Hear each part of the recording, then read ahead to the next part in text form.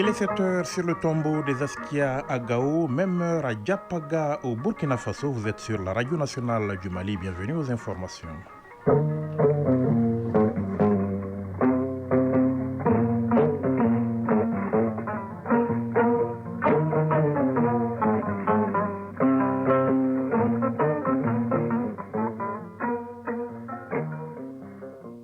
Le journal Yaya Konaté. Dans l'actualité de ce lundi 7 juillet 2025, la saison des pluies et le spectre des inondations, la ville de Gao joue la carte de la prévention, curage de caniveaux, assainissement et dégagement de certaines voies et places publiques occupées anarchiquement. Tout est mis en œuvre depuis quelques semaines pour un hivernage sans incident. La Confédération AES a un an sous présidence malienne, seulement un an et déjà une identité visuelle et des symboles, un drapeau, une devise, un logo, un hymne et même un passeport, des symboles qui marquent une nouvelle étape dans la consolidation de la Confédération.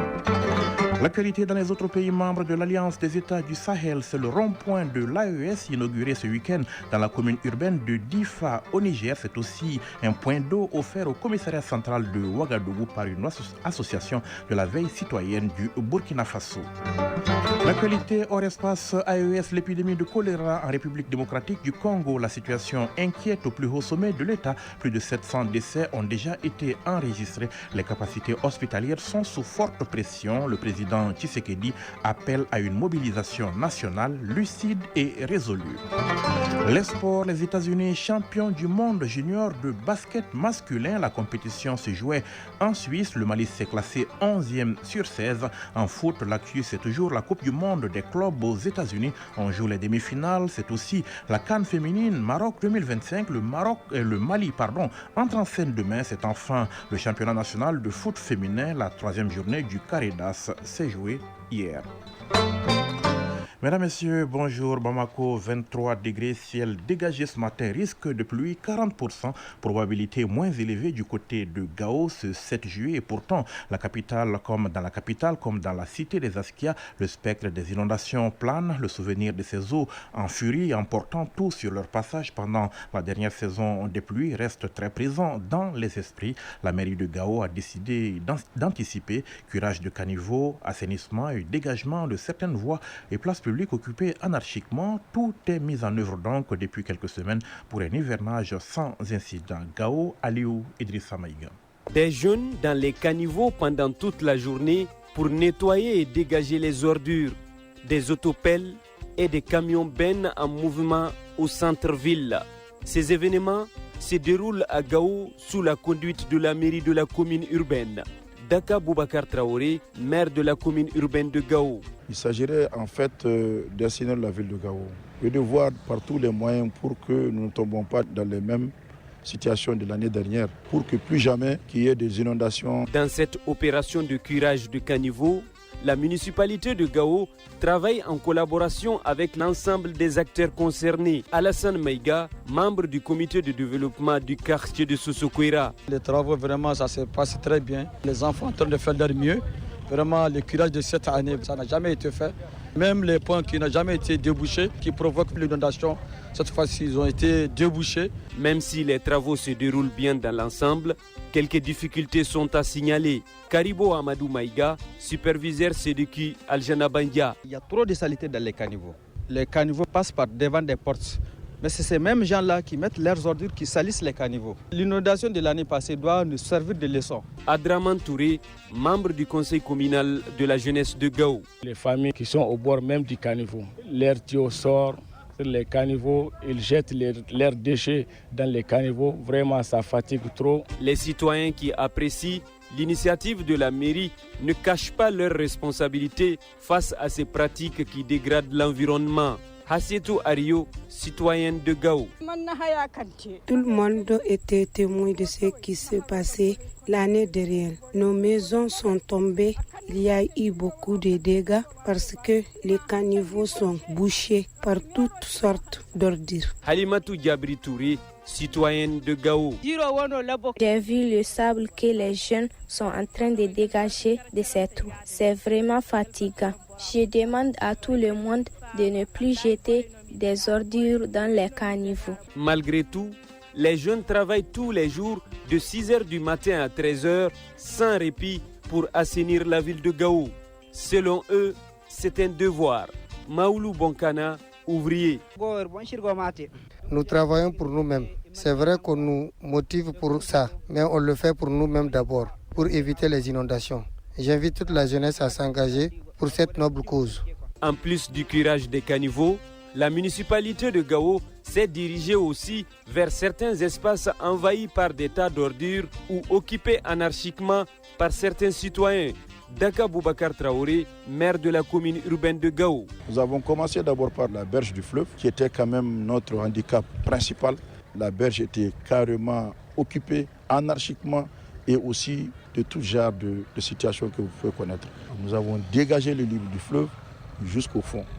Et tous ceux qui sont dans ces parages, qui ont construit anarchiquement sur les caniveaux, ont été carrément dégagés. Nous ne lâcherons pas, nous allons continuer jusqu'au bout. Au château, l'un des plus grands quartiers de Gao, les jeunes ont déjà commencé à nettoyer les caniveaux avant même l'arrivée des équipes de la mairie. N'est-ce pas un bon exemple à suivre? Gao, Aliou Idrissa Maïga et Al-Hassan Ahmadou pour l'ORTM.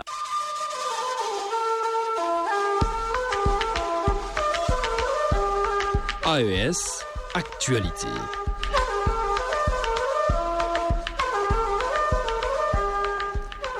Il est 7h06 à Bamako et Ouagadougou, 8h06 à Niamey. Nous ouvrons la page AES de ce journal. La Confédération a, vous le savez, un an sous le leadership du président de la transition, le général d'armée Assimi Goïta. Seulement un an et déjà, l'organisation s'est créée une identité visuelle et s'est dotée de symboles. Elle dispose désormais d'un drapeau, d'une devise, d'un logo et même d'un hymne. La nouvelle alliance régionale a également mis en circulation son passeport qui remplace celui de la CEDEAO. Des symboles qui marquent une nouvelle étape dans la consolidation de la Confédération. Siaka Konaté.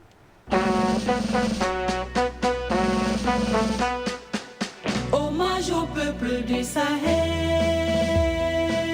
Lundi 9 juin 2025, au Palais de Koulouba, la fanfare nationale exécute pour la première fois Sahel Benkan, l'hymne de la Confédération des États du Sahel, pour accompagner la montée du drapeau de l'AES à la faveur d'une cérémonie présidée par le président de la transition chef de l'État et président de la Confédération AES, le général d'armée Assimi Goïta, une cérémonie pleine de signification. Le général de division Abdoulaye Maïga, Premier ministre de l'administration territoriale et de la décentralisation. Ce thème comporte des messages et permet de transmettre des valeurs extrêmement fortes, des valeurs autour desquelles se retrouve le peuple de l'AES. Et je pense qu'avec l'exécution de ce thème, nous avons l'obligation en tant que citoyens de la Confédération de nous l'approprier. Et je suis également certain après avoir écouté ce thème, l'objectif recherché par les pères fondateurs de l'AES est de galvaniser de manière permanente les troupes. L'hymne Sahel Benkan a retenti au même moment à Bamako, Ouagadougou et Niamey. Il comprend 3 couplets et 2 refrains. Mahmoud Afé, ministre en charge de la culture.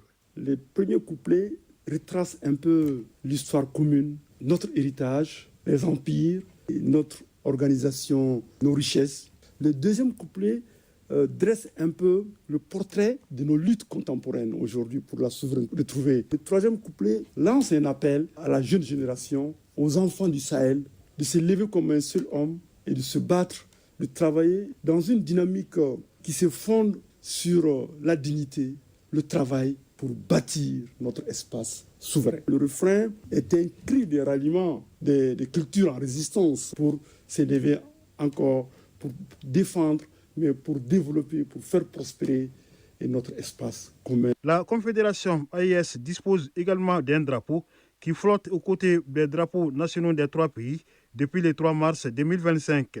La montée des couleurs de l'AES s'est déroulée simultanément au Mali, au Burkina Faso et au Niger, mais accompagnée de l'exécution de l'hymne national de chaque pays, puisque Sahel Benkan n'existait pas encore. La cérémonie a regroupé au palais de Koulouba autour du président de la transition, chef de l'État, président de la Confédération AES, des membres du gouvernement, président d'institutions et de nombreuses personnalités. Abdoulaye Diop, ministre des Affaires étrangères et de la coopération internationale. Le 22 février dernier, les chefs d'État ont validé le drapeau de la Confédération des États du Sahel. Les chefs d'État ont choisi À cet égard, la couleur verte, qui est censée symboliser à la fois la croissance, mais aussi la prospérité, l'espoir, mais aussi la renaissance et le renouveau. Pour des pays du Sahel aussi, le vert symbolise naturellement l'immensité des richesses naturelles dont disposent les États du Sahel et qui vont être exploitées dans un esprit de prospérité partagée. Quant au passeport AES, il a été mis en circulation le 29 janvier 2025. Il remplace le passeport de la CEDEAO que les 3 pays, le Burkina, le Mali et le Niger, ont quitté à la même date.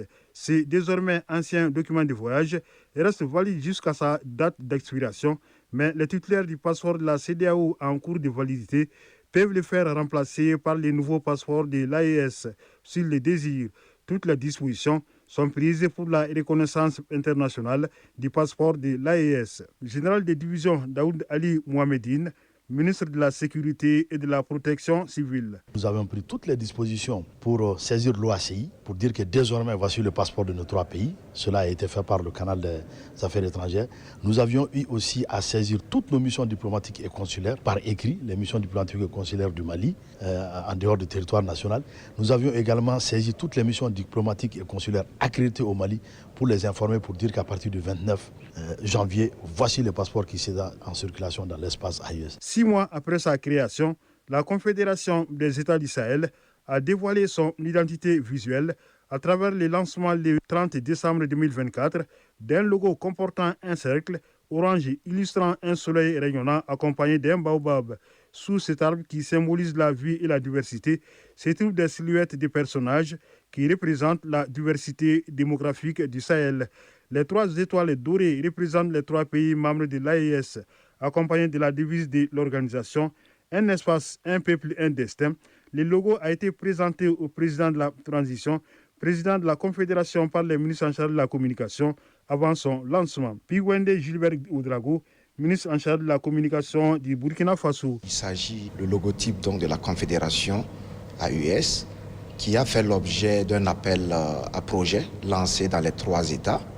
Et donc, par État, 3 propositions ont été retenues et les 3 propositions ont été acheminées sur Bamako où nous avons mis tous les 9 logos proposés et les experts pendant donc l'atelier ont sur la base de critères bien précis, des critères techniques, procédé donc à un choix définitif de 3 logos et il est revenu bien sûr au président de nos 3 États de faire le choix définitif. En perspective, avec l'installation de l'organe législatif de transition du Niger le 28 juin 2025, le Conseil consultatif de la refondation, la mise en place du Parlement de l'AES ne sera tarder. Un Parlement dont la première session se tiendra au Burkina Faso, conformément au texte fondateur de la Confédération.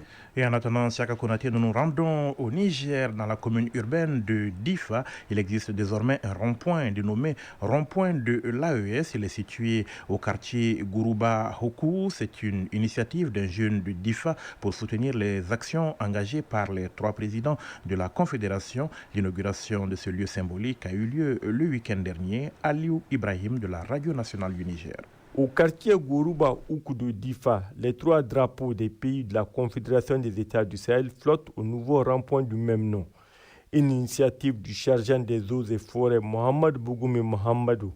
Ce dernier entend à travers cette réalisation soutenir les actions engagées par l'Alliance des États du Sahel, tant du point de vue sécuritaire que pour atteindre les objectifs de la Confédération. Les populations du quartier Gourouba Oukou sont massivement mobilisées pour saluer cette initiative d'un de leurs. À travers cette mobilisation, les populations de Gourouba Oukou entendent ainsi apporter leur soutien indéfectible au président de la République, chef de l'État, le général d'armée Abdraman Chani et au président des autres États membres de l'Alliance des États du Sahel. Cette cérémonie a été rehaussée par la présence du préfet du département de Difa, de l'administrateur délégué de la commune urbaine de Difa. Voilà donc, on passe à l'actualité au Burkina Faso. Le commissariat central de Ouagadougou dispose désormais d'un point d'eau et un forage pour l'accessibilité permanente à l'eau potable pour le personnel et les usagers.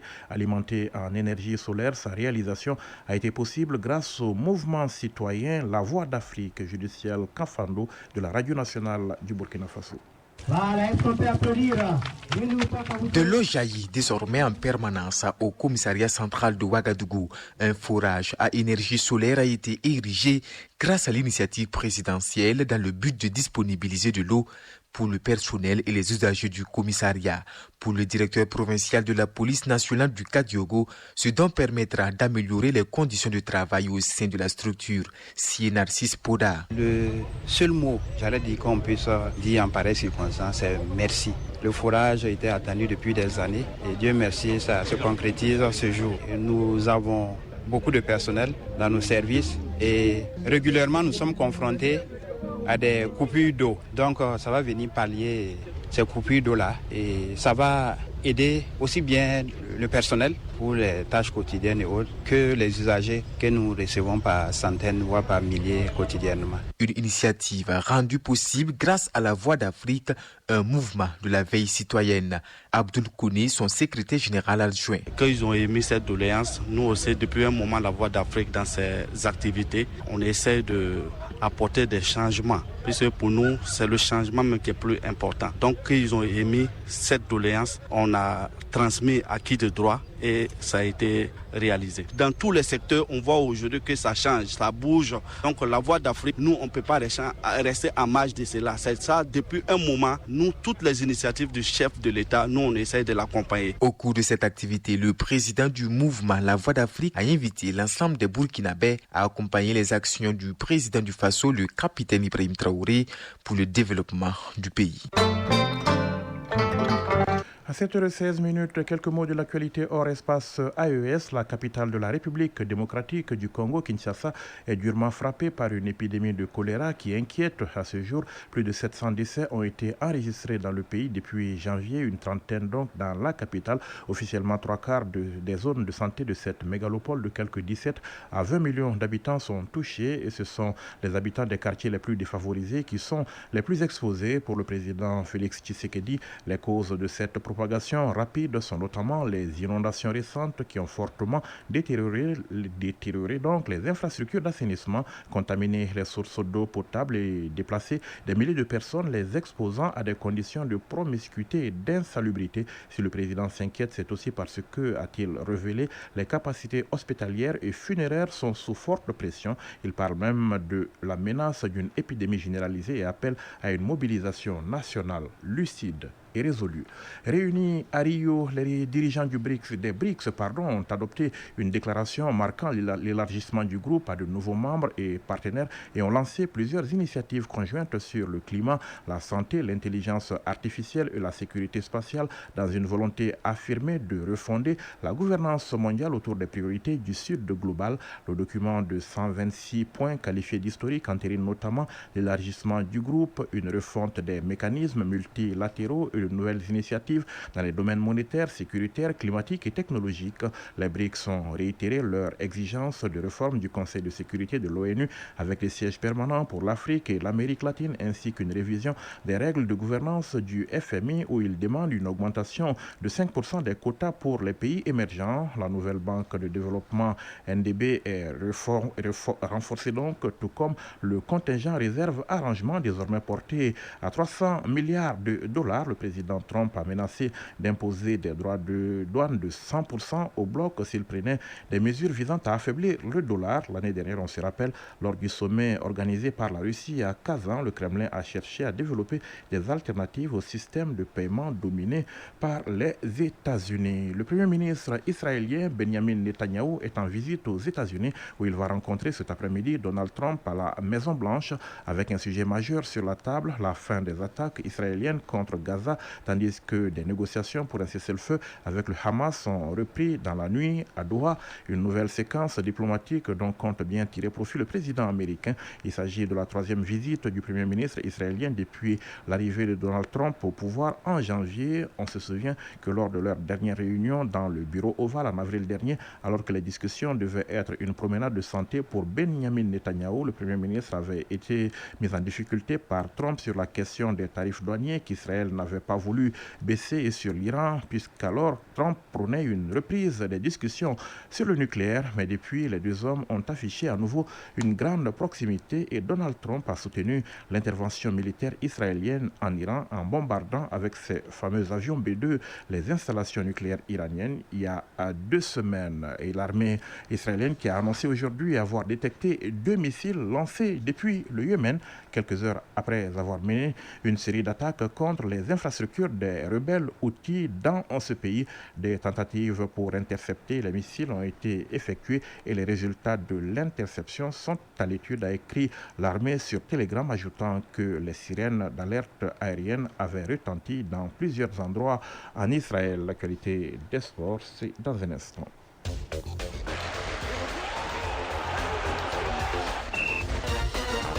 Les sports à 7h20, l'actualité des sports donc, Coupe du Monde junior de basketball masculin ensuite. En Suisse, les États-Unis ont remporté le trophée en battant hier en finale l'Allemagne par le score de 109-76. Notre pays, le Mali, s'est classé 11e sur 16 nations. En football, l'actualité est dominée par la Coupe du Monde des clubs FIFA 2025 aux États-Unis. Les demi-finales commencent demain, mardi, au Maroc, où se joue la CAN féminine de football. Le Mali effectuera sa première sortie demain à l'occasion de la première journée du groupe C. Ce sera contre la Tanzanie à partir de 19h. Mais commençons ici par le championnat national de première division du foot féminin. La 3e journée du Caridas s'est jouée hier. L'actualité des sports, c'est avec Fotigui Tunkara. Le stade Mamadou Konaté et le stade Ouezin Koulibaly ont vibré hier au rythme de la 3e journée du Caridas du championnat national du football féminin. L'Espace a perdu contre l'AS Mandé 2-1 au stade Mamadou Konaté. Les Super Lions d'Amdalaï se sont inclinés 1-0 devant les Amazones de la commune 5 au stade Ouezin Koulibaly. Au classement, après 3 journées, l'Espace est en tête avec 6 points devant les Amazones de la commune 5, 6 points également. L'AS Mandé est 3e avec 4 points devant les Super Lions, 1 seul point. Cette 3e journée marque la fin de la phase allée de ce mini-championnat qui se jouera sur 6 journées. Par ailleurs, la Fédération malienne de football a rendu public le programme de la 4e journée qui prévoit mercredi au stade Ouezin Koulibaly. Super Lions d'Amdalaï, Espace à 16h et AS Mandé Amazon de la commune 5 à 18h15. Toujours en football féminin, Coupe d'Afrique des Nations féminines Maroc 2025. Le Mali fait son entrée en jeu ce lundi. Au compte de la première journée du groupe C ce soir à 19h, le Mali affrontera la Tanzanie au stade municipal de Berkane. En conférence de presse avant match hier, le sélectionneur national du Mali rassure que son équipe est déjà d'attaque. Je vous propose d'écouter Mohamed Saloum Ousseini au micro de nos envoyés spéciaux Assa Soumaré et Oumar Katraoré. Aujourd'hui, tout le monde va bien. On est prêt pour commencer la compétition. L'ambition du Mali aujourd'hui, c'est d'aller étape par étape. La première étape, c'est de pouvoir sortir de la poule et la seconde viendra au fur et à mesure de la compétition. Nous sommes préparés pour ça, mentalement, physiquement, et nous osons franchement aller très loin dans cette compétition. Même son de cloche pour l'attaquante Aïssata Traoré Neymar, tout aussi rassurante que son coach. Elle avance que les aigles sont déjà prêtes à en découdre. Je vous propose qu'on l'écoute au micro de nos envoyés spéciaux Assa Soumaré et Oumar Katraoré. Nous sommes prêtes depuis qu'on est au Mali et avant même de quitter les territoires maliens, nous étions déjà prêtes et nous allons livrer une bataille, Inch'Allah. J'espère qu'on remportera la partie. Une victoire face à la Tanzanie qui fait figure de petit poussé dans ce groupe C permettra au Mali de bien lancer sa campagne, peu importe le résultat de l'autre match du groupe qui mettra aux prises à 16h l'Afrique du Sud et le Ghana, des grosses pointures du football féminin en Afrique. Hier, dans le groupe A, le Sénégal a battu la RDC 4-0. Dans le groupe B, le Nigeria a gagné contre la Tunisie 3-0. L'Algérie a dominé le Botswana 1-0. Pour rappel, en match d'ouverture samedi, le Maroc et la Zambie ont fait match nul début partout. Caridas de la Coupe du Monde des clubs FIFA États-Unis 2025. La première demi-finale se joue demain mardi. Les Brésiliens de Fluminense seront opposés aux Anglais de Chelsea à 19h. Le vainqueur rencontrera en finale le gagnant de la deuxième demi-finale qui mettra aux prises mercredi le PSG et le Real Madrid à 19h. En basketball, les rideaux sont tombés hier sur la Coupe du Monde U19 garçons Suisse 2025 remportée par les États-Unis. En finale disputée hier, les Américains ont battu les Allemands par le score de 109-76. En match de classement pour la 3e place, la Slovénie a dominé la Nouvelle-Zélande 91-87. Vainqueur de l'Argentine 82-79 en match de classement, notre pays, le Mali, a terminé la compétition à la 11e place sur 16 nations. Autre résultat enregistré ce dimanche pour les classements. Le Canada a dominé l'Australie 75-72. La Suisse est tombée devant Israël 68-79. La France a perdu contre la Serbie 93-96. La Chine s'est imposée devant le Cameroun 81-77. La Jordanie s'est inclinée devant la République dominicaine 73-95. Au classement général, derrière les États-Unis et l'Allemagne, la Slovénie s'est classée 3e devant la Nouvelle-Zélande 4e, le Canada 5e, l'Australie 6e, Israël 7e, la Suisse 8e, la Serbie 9e, la France 10e, le Mali 11e, l'Argentine 12e, la Chine 13e, le Cameroun 14e, la République dominicaine 15e et la Jordanie 16e sur 16. C'était donc les sports et c'était résumé donc de Fotigui Tunkara. Merci Fotigui. La sagesse populaire nous enseigne que quand tu vois l'habit de ton ennemi sur les épaules de ton ami, il est temps de rompre cette amitié. Quand tu vois donc l'habit de ton ennemi sur les épaules de ton ami, il est temps de rompre cette amitié. C'est un proverbe bamana qui s'explique tout seul d'ailleurs. Le rappel du sommaire de ce journal dans un instant.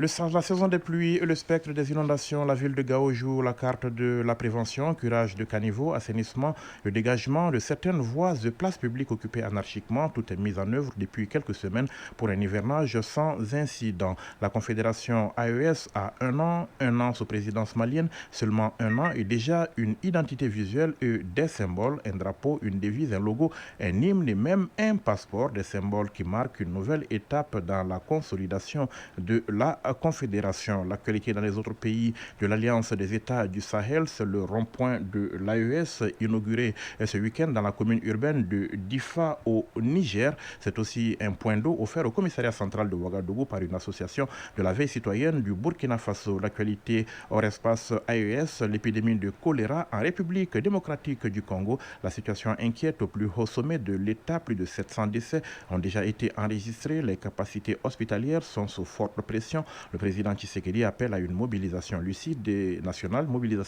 donc lucide et résolue. Les sports, les États-Unis, champions du monde junior de basketball masculin. La compétition s'est jouée en Suisse. Le Mali s'est classé 11e sur 16.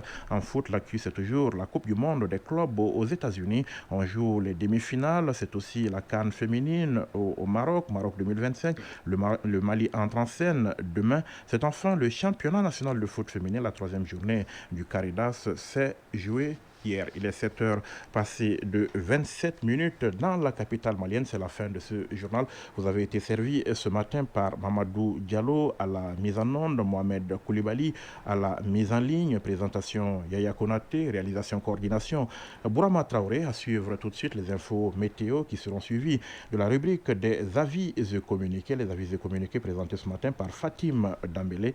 Merci d'avoir été des nôtres. Passez une excellente journée. Au revoir.